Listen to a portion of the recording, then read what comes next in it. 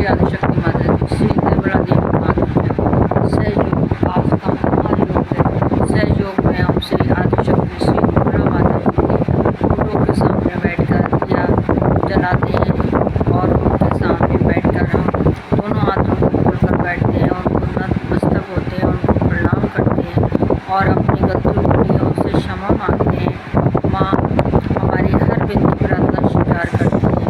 आदिशक्ति निर्मला माता आदि गुरु हैं, आदि शक्ति हैं, परमात्मा हैं और धन्वंतरी भी हैं। आदिशक्ति श्री निर्मला माता जी ने हमको हमारी समस्याओं को दूर करने के लिए हर तरह से हमारे को उपाय बताए हैं, उसको क्रियाएँ बताई हैं कि उनको हम क्रियाएँ करके उपाय करके हम स्वस्थ रह सकते हैं। श्री आदिशक्ति श्री निर्मला माता जी ने हमको बताया कि हमारे अंदर 3 नाड़ियाँ हैं, बाएं नाड़ी, दाएं नाड़ी और मध्य नाड़ी। इन तीनों नाड़ियों पे 7 चक्र हैं।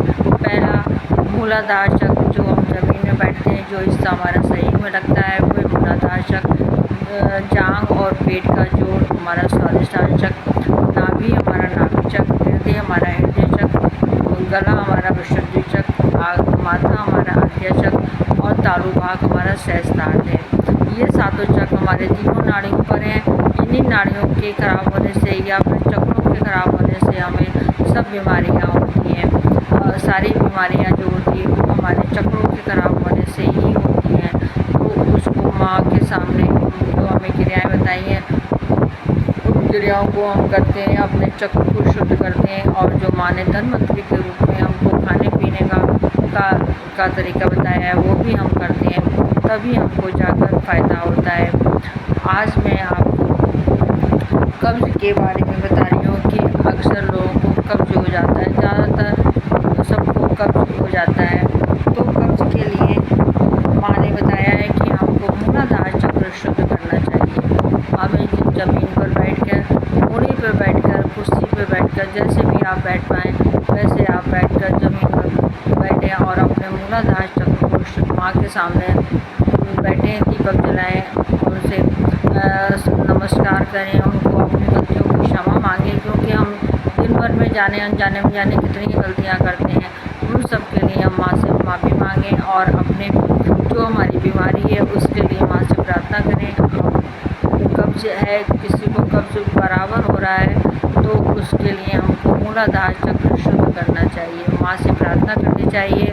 दोनों हाथ खोलकर माँ से प्रार्थना करें कि माँ मेरे मूलाधार चक्र को शुद्ध कर दीजिए, हे माँ मेरे मूलाधार चक्र को शुद्ध कर दीजिए। इस प्रकार से आप 4 बार कहिए माँ से, माँ मेरे मूलाधार चक्र को शुद्ध कर दीजिए। और जल क्रिया तो करनी है, हर हालत में आपको जल क्रिया रोज़ करनी है, क्योंकि जल क्रिया करने से हमारे अंदर की जो भी नेगेटिविटी होती है वो सब जल क्रिया द्वारा निकल जाती है। उससे हमारे चक्र पे भी असर पड़ता है और हमारे शरीर पे भी असर पड़ता है। तो हमको मूलाधार चक्र शुद्ध करना है। और माँ ने हमको बताया है कि हमको पपीता खाना चाहिए। आज मैं आपको केवल पपीते के बारे में बताऊँगी। और पपीता क्या है, होम्योपैथिक में पपीता से बनी दवाइयों को केरी का पपाया नाम से प्रयोग किया जाता है। होम्योपैथिक में जो होम्योपैथिक में दवा खाते हैं उसमें भी वो लोग पपीते की ही दवा हमको देते हैं। जो होम्योपैथिक में केरी का पपाया नाम से उसको जाना जाता है। और पपीता को खाली पेट खाना चाहिए। इससे क्या होते हैं, भूख अच्छी लगती है और हमारे खाने के जो हमारे हम भूख कभी कब्ज़ की वजह से भूख लगती है, भूख वाली बाधा भी दूर हो जाती है। पपीता को खाने का समय है, वैसे भी हर फल को खाने का समय बताया है माँ ने कि हमें समय के अनुसार और अनुपात के अनुसार खाना चाहिए। पपीता खाने का समय माँ ने बताया है कि हमको पपीता जो है वो दोपहर में खाना चाहिए या सवेरे को खाली पेट खाना चाहिए। अगर हम दोपहर में खाना खाने से के बाद पपीता खाते हैं तो ये हमारी पाचन क्रिया को ठीक रखता है और हमारे बुढ़ापे में ताकत भी आती है। जो लोग बुजुर्ग लोग हैं या 60 साल से ऊपर के हैं उनको पपीता फ़ायदा करता है, ताकत कब्ज भी दूर करता है, भूख भी बढ़ाता है। पपीते में जो है विटामिन ए की मात्रा जो है सेब, अंगूर और लीची, अनार से 20 गुना ज़्यादा होती है। पपीते में विटामिन ए की मात्रा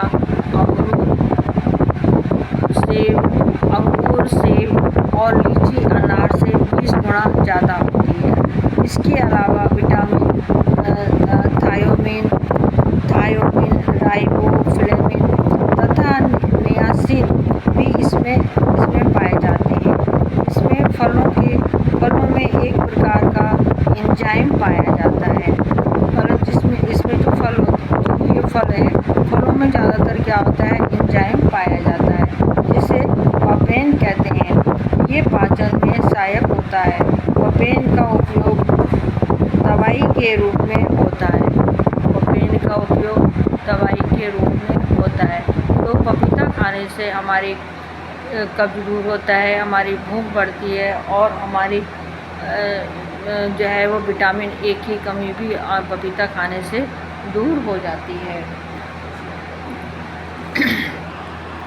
इस प्रकार से जो माँ ने हमको चक्रों को शुद्ध करने के लिए बताया है, उन चक्रों को भी शुद्ध करना चाहिए और हमें धन्वंतरि के रूप में माँ ने जो हमारे खाने पीने का हमको ये तरीका बताया है उसको भी करना चाहिए और तभी हमको फ़ायदा होता है। नहीं तो अगर एक चीज़ करेंगे, एक चीज़ नहीं करेंगे तो उसमें हमको फ़ायदा नहीं होता है। जो भाई बहन मेरा वीडियो पहली बार देख रहे हैं वो लोग इसको सब्सक्राइब करें, लाइक करें और जो भाई बहन मेरा वीडियो बराबर देख रहे हैं उसको लाइक करें, शेयर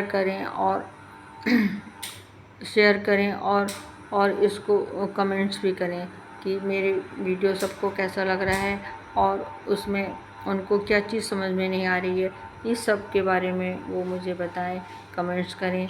सभी बहन भाइयों को मेरा जय श्री माता जी, जय श्री माता जी, जय श्री माता जी।